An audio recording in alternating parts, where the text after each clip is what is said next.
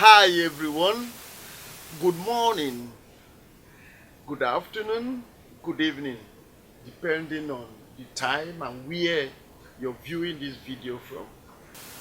This time I want to share a story with parents out there. Hey, are you a parent? Then this is a story you should listen to. This is a discussion you should pay attention to. A friend visited his sister, and while at home with the children, the sister, as at that time, was ready at work. She went to work in the morning, and the friend was with the kids, with the children at home. And he watched how they play, how, the level of intimacy they expressed towards each other. And hey, you know what? The two of them were actually, gears, and he took notice of the way he saw the two of them played, and at night,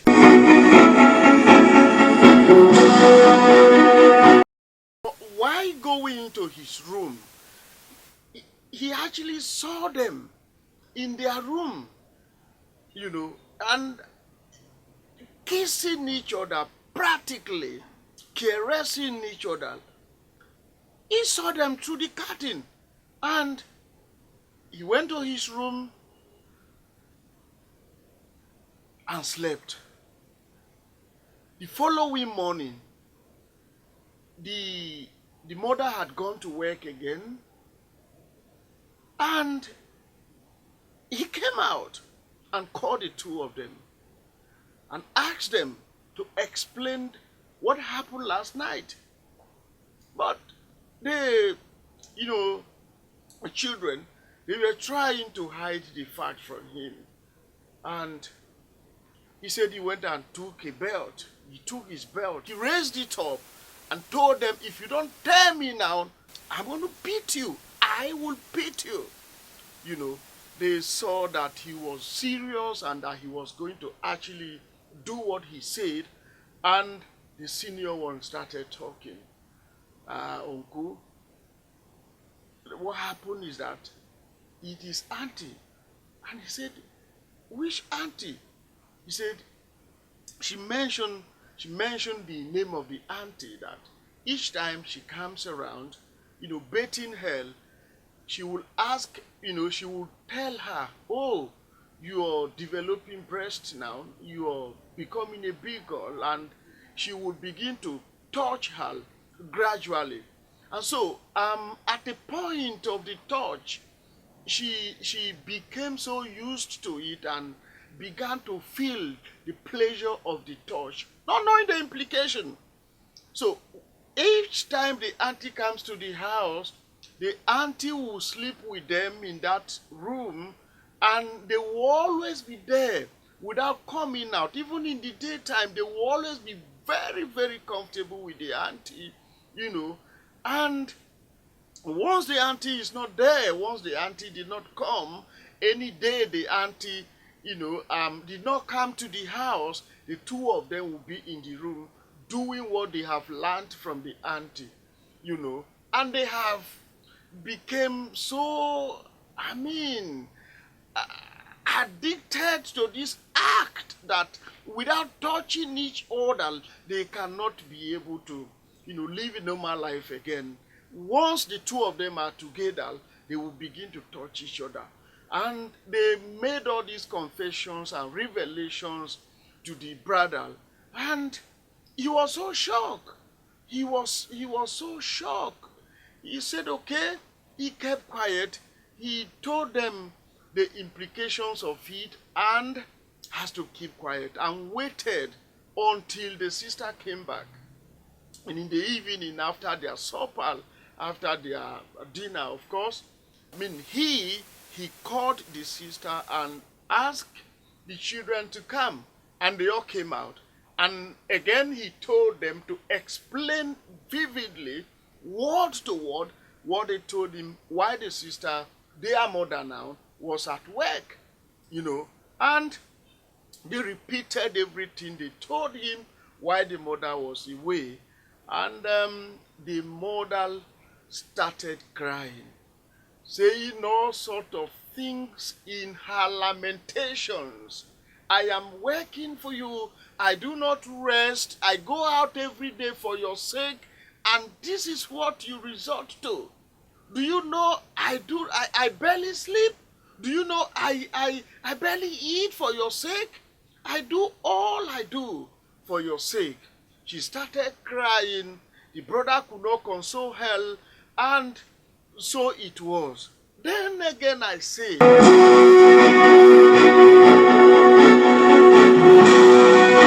it is not every sister of yours that comes to your house actually meant well for you. It is not every brother of yours that comes to your house actually meant well for you. It is not every friend of yours that comes to your house actually meant well for you. Watch out. This is what you do. Because at this point, as in for this, the children were actually very comfortable with the sister. I mean, yes, their auntie, each time she comes around, they were always very comfortable with her. But what about this other one? That the moment they see her, they will become very uncomfortable. They will become so scared. They will no longer be happy. So you see, look, as a parent, you must be very psychometric. What do I mean?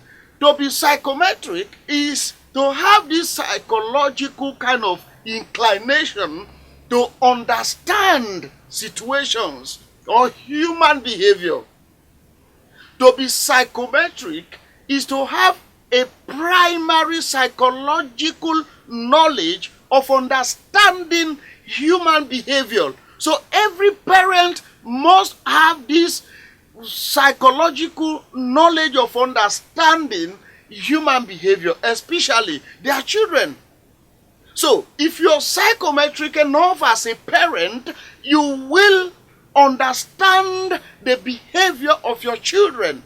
So if you are this type that your sister, always visit you, or sisters or brothers or friends, whatever name or whatever relationship the people visiting, have with you, I don't know, but how do you observe the behavioral pattern of your children, the reactions of your children each time any of these people visit? What do you observe? How do Junior behave the moment uncle comes to the house? How do the other girl child behave the moment that auntie or that uncle comes to the house? How does she react? How? Do they always ask, when is uncle coming? When is uncle coming? Do they always ask, oh, auntie is coming again? No, now. How do they react? I can't tell. I can't tell, but you, is an assignment that I'm giving to you. I am not presenting these to paint every auntie, every brother, every sister, every family friend black. No. They are good ones. They are nice ones. That's not what I'm saying.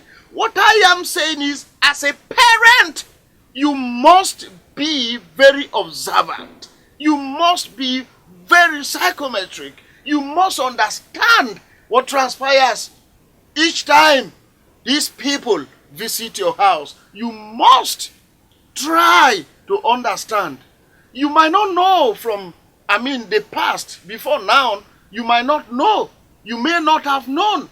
But today I tell you, it is real. Don't listen to this video and think he's just talking to upload to YouTube. He's just talking to upload to... No! It's real. Please, don't take anyone for granted. Make sure you understand what the mission of that your friend, what the mission of that your sister, what the mission of that your, brother coming to your house is. Become very observant. Be psychometric. Understand what happens. Make sure from today is an assignment. Who are you working for? As a model, as a father, who are you working for? That you are so busy every day, you do not have the time to check through your children. You know, you don't have the time. Once it is done, you're already out. And before you comes back again, it is night.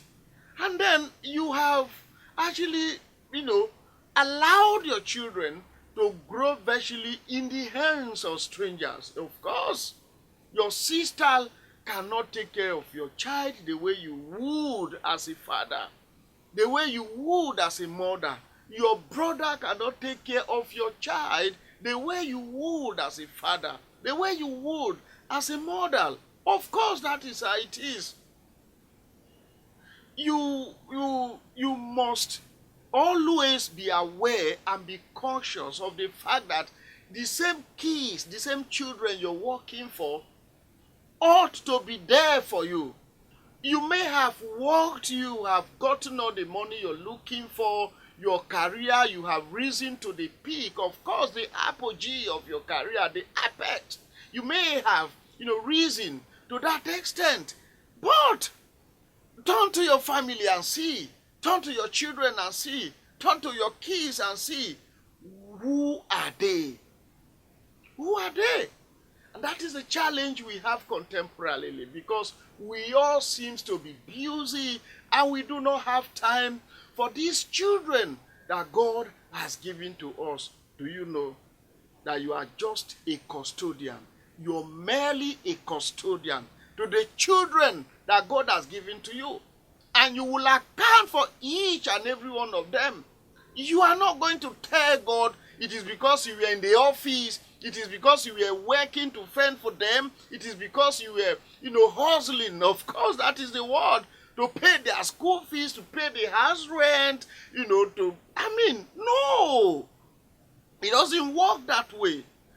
It doesn't work that way.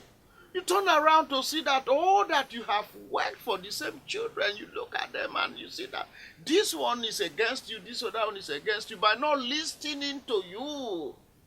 It is because ab initio, from the beginning, from the very beginning, you lost it. You lost it. The range at which your child will listen to you in a contemporary society, is actually from the very beginning, which, of course, I can actually tell you from the womb. Of course, from the womb, down to probably age 10, 11, 12. Anything from 12 and above these days, you're on your own, so to say, because, of course, some people at that age, 12, 13, the child or the children are already in boarding house. So how long, how much time do you have to spend with your children? And at this age, 1, 2, 3 to 9 and 10, to you, they are still children. Before you open your eyes to say they have grown, they are already away to school. And from the school, bam, to higher institution. From the higher institution, NYSC. From NYSC, they are already on their own. So we should be able as parents to know that the world has changed. It is no longer the world of yesterday that you think at age 17, 18, 19, 20, you will call your child, you pick a cane, and the child will start running. No! This is a computer age. It's a computer age. What are you doing with the time that you still have? Are you paying attention to these children? Do you know who are their friends? Do you know you are supposed to be a friend to your child? You are supposed to be a confidant to your child.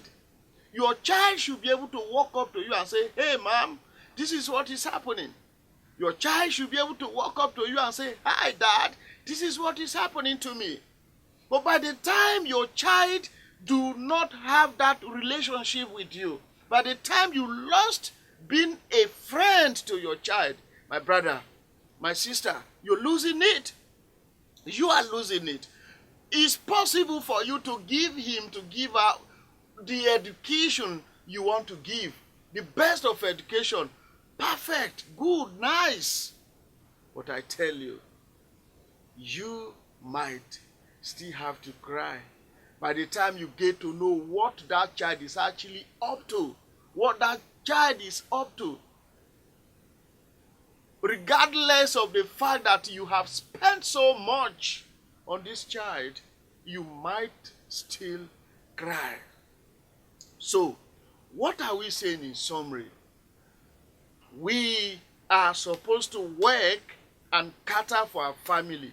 That is sacrosanct. We cannot argue it. But how do you go about it? How do you go about it? Let me tell you this. Those days, if for example, a man is a banker and he's getting married, and maybe the wife is also a banker or doing a job that will also not give her, time or make her have chance or, time for the family. This is what happens. The man will call his wife and the two of them will have to agree together. Honey, children are about to come. What do we do? At times, the wife will have to step down, tender her resignation later from the office. The wife will have to resign and then, stay back, maybe secure a job with a school or pick up a business that will enable her to have time. Then the children will be saved with her. And vice versa, it could be the man as well to, step down, depends on what they agree on, and then the nature of the job of each of them, and who earn more. Of course, then one will have to step down, pick up another thing to do that will enable him or her to have time for the family. But these days, where are these parents that are reasonable enough to say, look, we must have time for our children? I tell you, the brain of every child is totally empty. Anything that goes there first will have to occupy the brain. If a child grows in a violence environment, that child is going to be violent. If a child grows in a very peaceful environment, that child is going to be peaceful. If a child grows among criminals, that child is going to be a criminal. There's every tendency, the percentage at which one can say that child will grow up to be a criminal is there.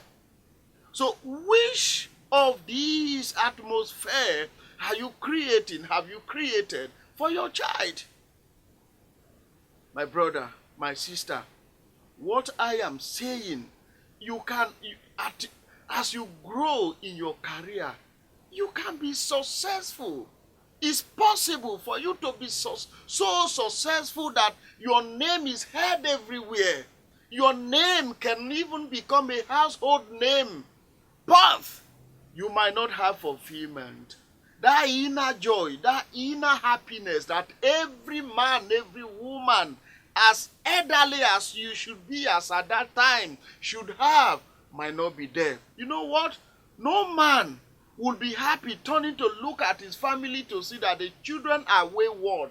It's not possible. You cannot walk having your head.